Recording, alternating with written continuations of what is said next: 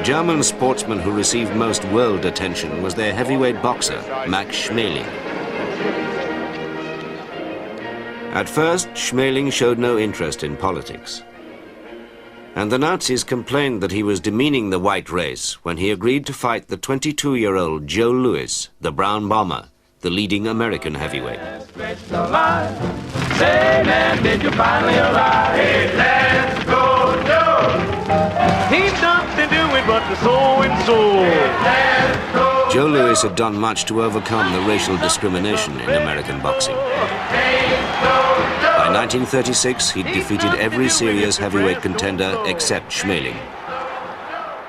He just had so much ability. It's sensational. The hopes of a group of people rolled on his shoulders. And may I respectfully beg that the thought uppermost in your mind and the sincere feeling in your heart be that regardless of race, creed, or color, let us all say and mean it, may the better men emerge victorious.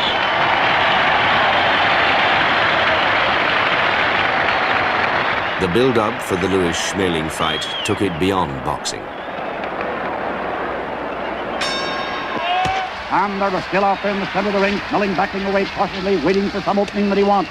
And Schmeling shot over and high on Lewis's jaw that made Lewis rock his head.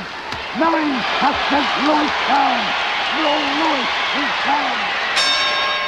Over that 12 rounds that the fight lasted, Joe got hit with 60 right hands. Lewis is down, hanging to the rope, hanging badly.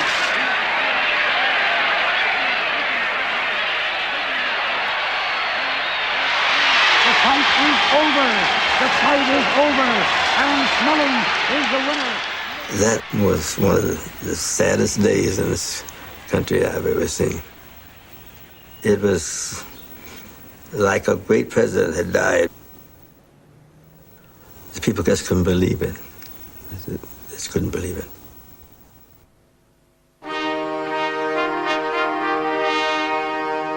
Max Schmeling returned to Germany in triumph.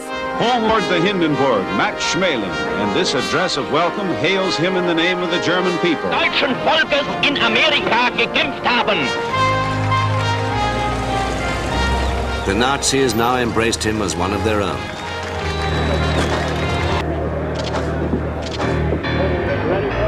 Ready, Joe? 2 years later, Joe Louis and Max Schmeling were about to enter the ring once more.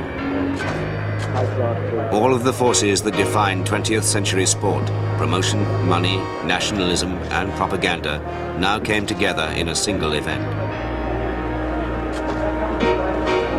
The heavyweight crown was at stake, and Joe Louis had a chance to redeem the single failure of his professional career.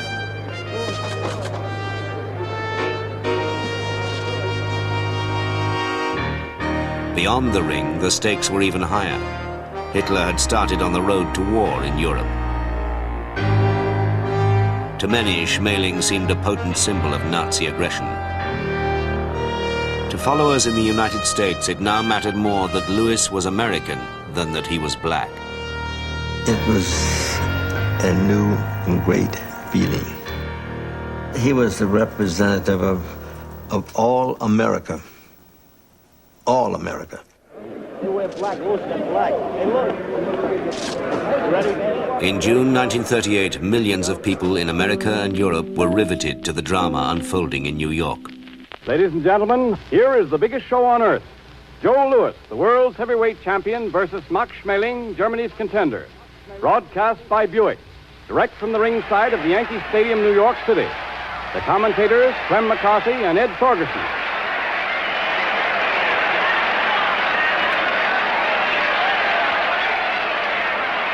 We give you now Clem McCarthy. And she's about to start with this Yankee Stadium packed to the doors. There isn't an empty seat, and they're ready with the bell just about to ring. And there we are.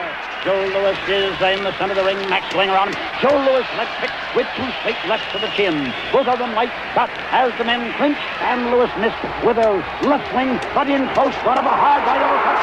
right to the jaw, and again a right to the body, a left hook, a right to the head, a left to the head, a right. Schmeling is going down. But he held to his feet, held to the rope. Donovan is watching carefully. Lewis measures him, right to the body, a left hook to the jaw, and Schmeling is down. The count is 5, 6, 7, 8. The fight is over on a technical knockout. Max Schmeling is beaten in one round. The first time that a world heavyweight championship. Lewis had won a victory strong in symbolism. But there was more evidence of sport's new role when the two fighters came to play their part in the next chapter. When the Second World War began, the American government made the most of Lewis's huge following to help the war effort. That husky young Negro is the heavyweight boxing champion of the world, Joe Louis, the boy who beat Max Schmeling. The Army can use that fighting spirit, and Joe Louis is now a corporal of cavalry somewhere in the West. German newsreels used Max Schmeling in just the same way. Max Schmeling, Deutschlands populärster Boxer und ehemaliger Weltmeister, hat sich freiwillig zu den Fallschirmjägern gemeldet. Er steht in der Front seiner jungen Kameraden, die hier zu Fallschirmjägern ausgebildet werden.